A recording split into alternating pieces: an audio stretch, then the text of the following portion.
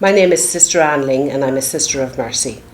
I'm very happy to speak to you today about the 2nd of February, the day when we celebrate the feast of the presentation of our Lord in the Temple, and also a day when the Church recognises the contribution of religious to the life of the Church. In the Archdiocese of Armagh, we have many examples of exemplary religious who have done great work down through the years.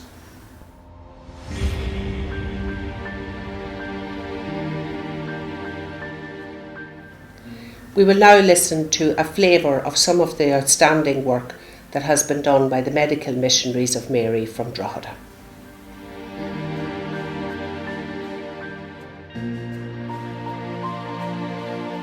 I'm Sister Helen Delaney, born in Adamstown, County Wexford. Joined the Medical Missions of Mary in 1960.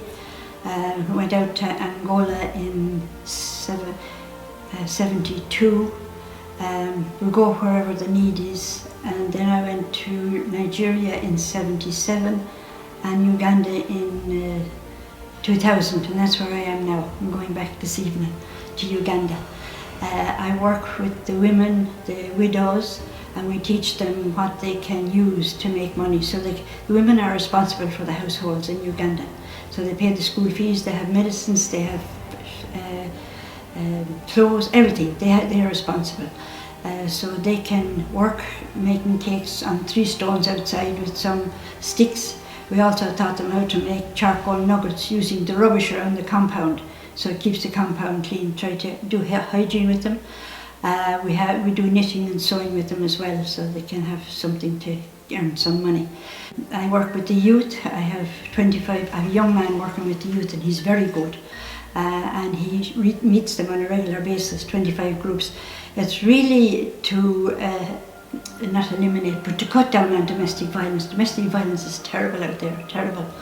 And if we get the youth, they're mixed boys and girls, to see if they can, do something to reduce this. We're busy with domestic violence. They keep calling on us all the time to go here and there and here and there. I work with the children who are disabled. I get them treatment, so the polio children, get them up and able to go to school.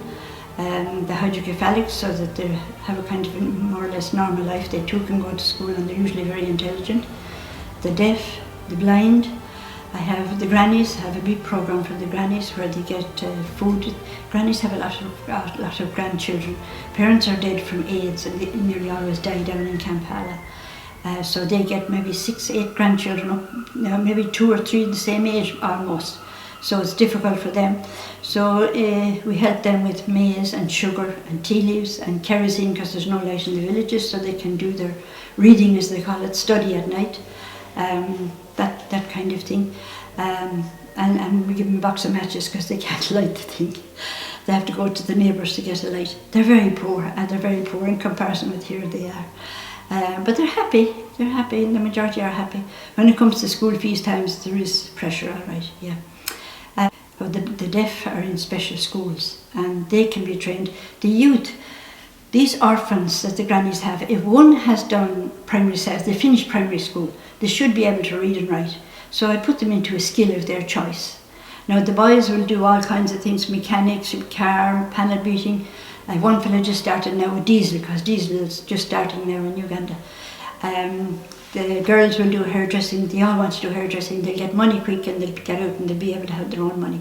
But the condition is, I train them on condition they take care of the family they're reared in.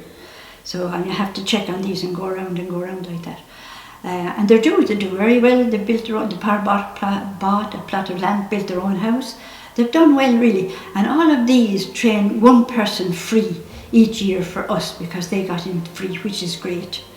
Now the youth groups together, they wanted to know, they wanted to be more united. What could we do? So anyway, we got together, and this young fella that works with me came up with a football league, because there's nothing like that in the village, nothing. So he started the football league. Well, this has gone like a bomb. He really takes the youth to try and bring in some morals and things like that, because it's not very common in the community. So that's the kind of work I do.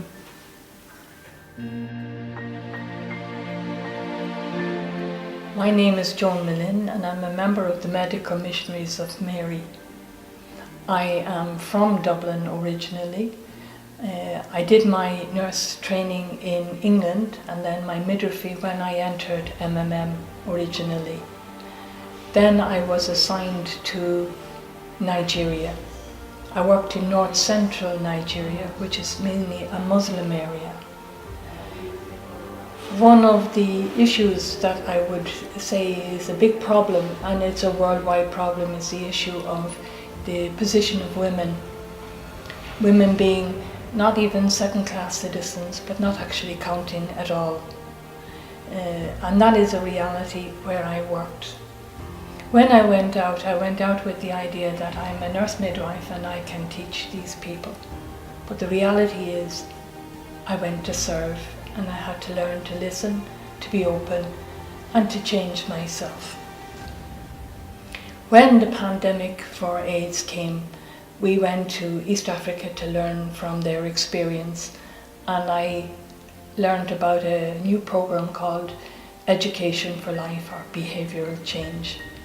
And I brought that back to West Africa and adapted it to my own scene.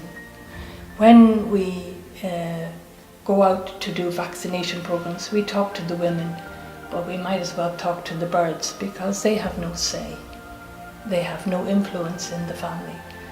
So we formed groups in each village, and we had 14 or 16 villages to form groups in, of both male and female, and we worked with them in the hope of being able to reach the larger community. Because we had both men and women, then we had a little voice. We decided to introduce this behavioural change program to the people on family relationship, husband and wife relationships. And so we worked with a very small group of 50 people and talked about what were the issues at home, what were the problems, how could you face them, how could they be fixed, and what part did I play in them. And so we did that with the small group, and then that small group went home and tried to put it into practice with their families, and the change was seen by the local community, and they asked, bring that here to us. And so we went to the 14 villages in the outreach program, week in, week out, with this program, which took 2 full days, getting them to talk for the very first time in their own groups, like a peer group situation, getting them to talk about what is the problem I have, and what can I do about it? What would I like? What change would I like? What part do I play in that problem? How can I change it? What commitment am I willing to make now to bring that change about? And so we did.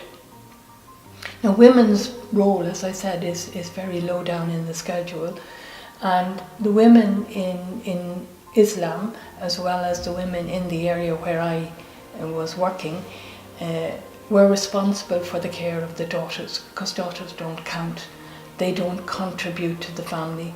The man feeds the son and feeds him well so that he can contribute to the farming. Women don't count.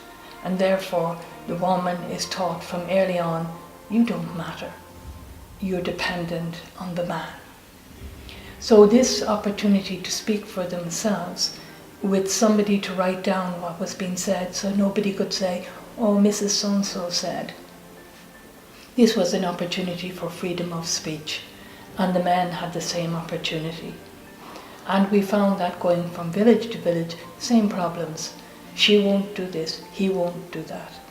He doesn't listen, she doesn't obey. And therefore, there was friction.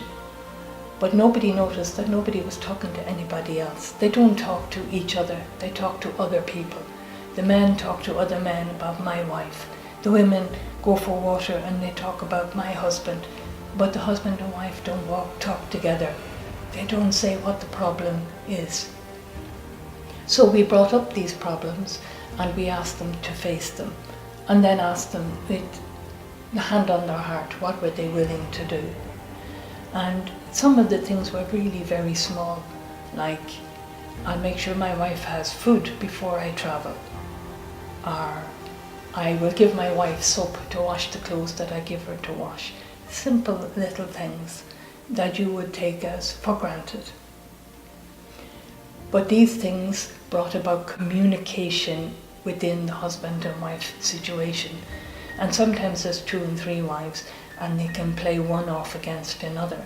And so we had to treat each person individually and with respect. And through drama and dialogue, this came about. And wife beating was reduced by 75% in those villages in the space of 3 months. Myself, I was dumbfounded.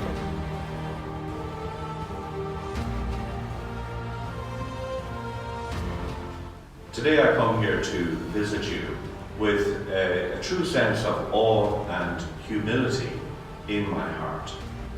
I know that all of you here, in one way or another, and in your mission in life, have brought the healing grace of Jesus to countless numbers of people. Through living out your charism in charity and self-giving, those people encountered in you the love and compassion of Jesus Christ. So many people who are struggling and near the end of their tether found new strength and new hope through you.